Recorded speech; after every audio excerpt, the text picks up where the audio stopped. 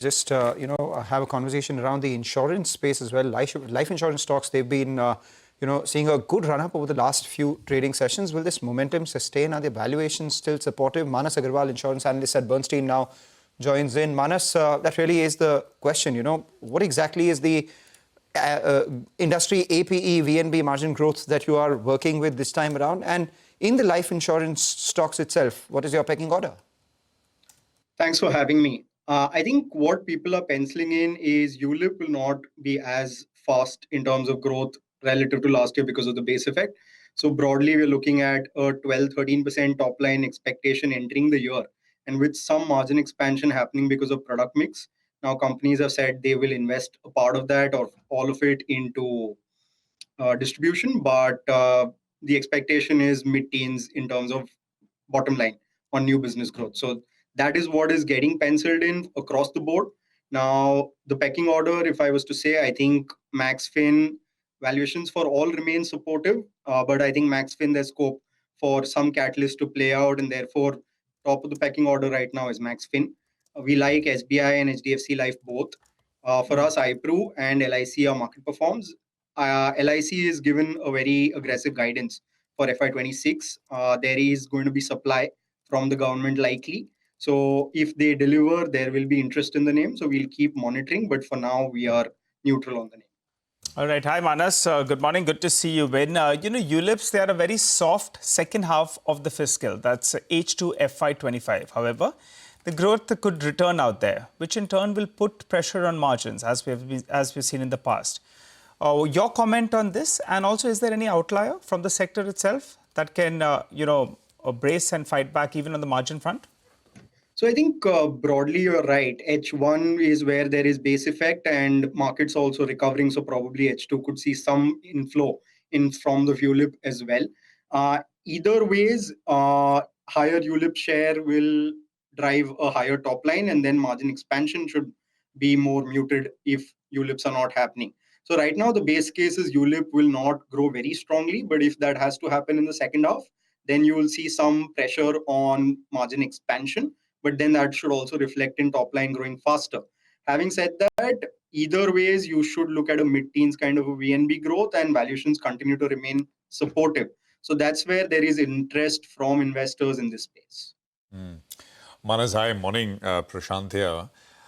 So a couple of things, right? Bank assurance, and there's been so much back and forth on that. Now, it looks like, in that sense, that crackdown is on the back burner. Not crackdown, but just generally discomfort with regards to pushing policies through banks is on the back burner. We reported that, the government's indicated to PSU banks, actually, that they can sort of, sell sell policies as well. I mean, along with core banking as a function. The other thing, of course, is who's going to be the new chairman at IRDAI. How do you look at these three things? And actually, the first is the bank assurance question, and the second is who's going to be the new leader at IRDAI. Because the earlier chairman, lots of stuff positive for policyholders, but was at the margin seen as a bit disruptive for insurance companies. Your thoughts? Sure. On banca, I think we've heard from insurers, from the government, that the intent is to curb mis-selling. The intent is to reduce forced bundling, but the intent is not necessarily to stop banks from selling or limit banks from selling. I think the industry has also done a good job in terms of communicating that to the regulatory stakeholders. So that is a favorable move up in terms of regulations. And I think that should continue to be the case in terms of base case for regulations in this sector. On the second point, very difficult to preempt who the person will be. The outgoing chairman has vacated office sometime in March or April. So it's been a while now. We'll have to wait and watch. It's the government's mandate to appoint an insurance regulator. But yes, I do think that the outgoing chairman was pro-consumer. But as a result of that, it was quite disruptive to the industry as a whole. It also in the backdrop of the tax changes that the government made in 21 and 23. So the expectation is with RBI and SEBI appointees being pro-growth, there is a hope that that could replicate with the insurance sector as well. You will go from a pro-consumer, anti-industry / neutral to industry setup to probably a pro-growth on the industry side. So that is partly where the re-rating is happening. Very difficult to say who that person can be. Manas, on the insurance amendment bill, anything, if it comes up in the monsoon session of the parliament, anything which we should watch closely for? Yeah, I think I personally do expect the amendment bill to get introduced. The big sticking point last time around was the agency open architecture. I think you guys ran a news that the government is considering not taking it ahead on that front, which should clear up the space for the rest of the proposals to go through. I think one is easier M&A norms, which will help Max Financials reverse merge into their holdco, and the other is composite license. Composites license globally, term plans and health plans are bundled. That is not the case in India because of the regulatory framework. That could change. That is one area where I do think life insurers would be interested. They also have a history of selling these plans before 2016.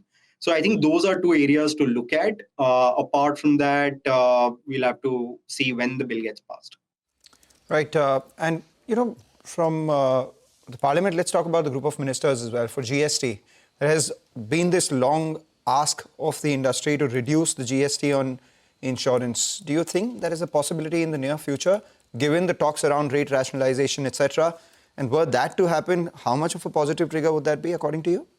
Sure. So I think the sticking point on that is input tax credit. Right now, the government had proposed that we'll cut the rate, but then there was no input tax credit. So the cost to the company was going to land up being higher. And therefore, there was no benefit that was going to be passed on to the consumer unless insurance companies take the hit. Now, if government is foregoing some amount of revenue, the expectation from their end would be that consumers get the benefit. And that's where the sticking point is. I think it got put on a pause for this very reason, which is at least an indication that the government understands the concern. Now, the expectation / hope is that there will be a middle ground on rate with input tax credit so that the benefit can be passed on to consumers. If and when that happens, it will be a positive because affordability is a challenge with both term plans and more so with health plans. So if there's any sort of relief in terms of the end price to consumer, that is a positive. I don't expect large cuts, so we'll wait and watch on And how much of a volume bump that can drive. And how much is a valuation upside remaining for all these insurance companies? Do you think it will be growing in line with the EPS, or is there any case for multiple increase as well across the board? I do think there is room for increase in the multiple. We've written about it as well. The recent re-rating that has happened in the sector, large part of it is the regulatory overhang going away and therefore multiples expanding. However, multiples still remain quite supportive in terms of what is getting priced in. If I was to talk about some numbers, single-digit growth in new business profits over the long term is still what is in the price. Obviously, expectation from a fundamental perspective is that these companies should be able to deliver a higher number. So HDFC Life is in low teens, but other than that, the other three private sector names are pricing in a high single digit kind of a number. So I think there is room for further re-rating, but a large part of the recent up move was also multiple expansion. So, Manas, your coverage on general insurers? No, I don't cover general insurers. Okay, but the motor third-party hike, right? I mean, premium hike, which has been pending for a while. We'd reported that was the other story that we had put out, that it's under consideration and something may come through. It's an important trigger for companies like GIC and Lombard, etc., amongst others. Thanks very much for joining us. Good speaking with you. Appreciate you coming on this morning.